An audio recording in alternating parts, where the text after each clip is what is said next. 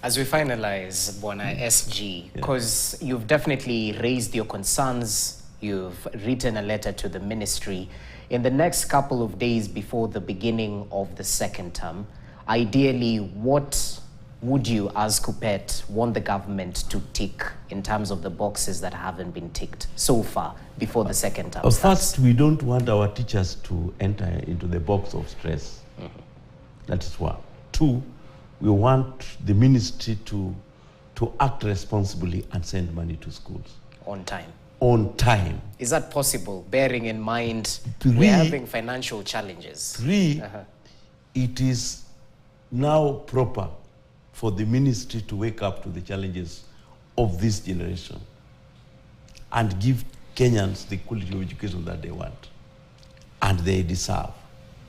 Because soon, we will not be in the same league with Tanzania, Uganda and Rwanda. We will be a nation which is reeling, and we are having a lot of brain drain, like we saw the other time when many learners were going to Uganda to take courses. There's something which I was trying which I almost forgot, which I need to say here. What has worked? Even the new funding framework for education, for universities. Which number of students have benefited from the bursaries or from the scholarships or from the Higher Education Loans Board, from the new funding model? When you go to the website, you are blocked, you cannot apply. I think we are getting our priorities wrong. It is better now we wake up and face the realities and do things rightly. That is my last message. As simple as that. But you know, if you approach the ministry and they tell you, we don't have money. The doctors went and approached earlier on before the negotiation started. They were told our hands are tied. There's no money within government. So as much as you have demands, could we meet at the center in order to, you know? And now who should provide the center?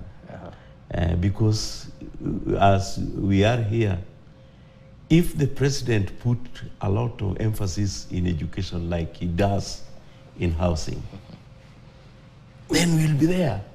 Because the money for education has been appropriated. We have supplementary budget to cater for our pitfalls. The taxes are now reaching double digits in collection, and we are getting a record. And everybody is happy that things are doing well. Why don't we have the government department functioning well?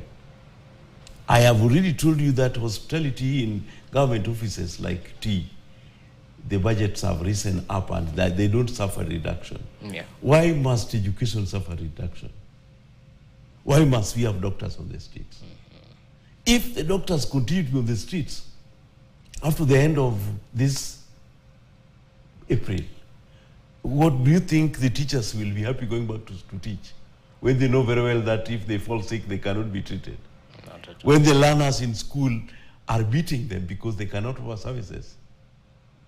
It is upon government to wake up to the realities of the day and get its priorities right to give Kenyans what they deserve. Otherwise, I know at this appeal to the president that if the same energy he has in housing can also be given to education, then we will be home and dry.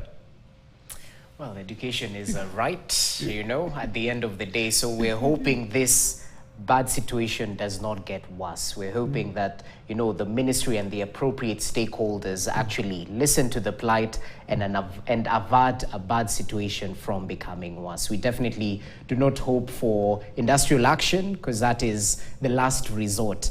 But it seems you're keen on this path to make sure that quality of education is not hampered in one way or the other. Well, Akello Misori, thank you so much for your time. It was proper to have that informative discussion, at least get where KUPPET is coming from in terms of agitating for some of these things, including the timely release of capitation funds, They're against the reduction of capitation to schools across the country, and equally a couple of issues to do with Edwafia medical insurance scheme that affects learners and teachers in one way or the other. Asante sana for your time, Bwana SG. Thank you so much. And we're hoping next time the Education Committee members will be available for the discussion as well. Thank you so much. Back at home, I hope you're adequately informed. My name is Jesse Rogers. That brings us to the end of tonight's edition of KTN Prime. Good evening.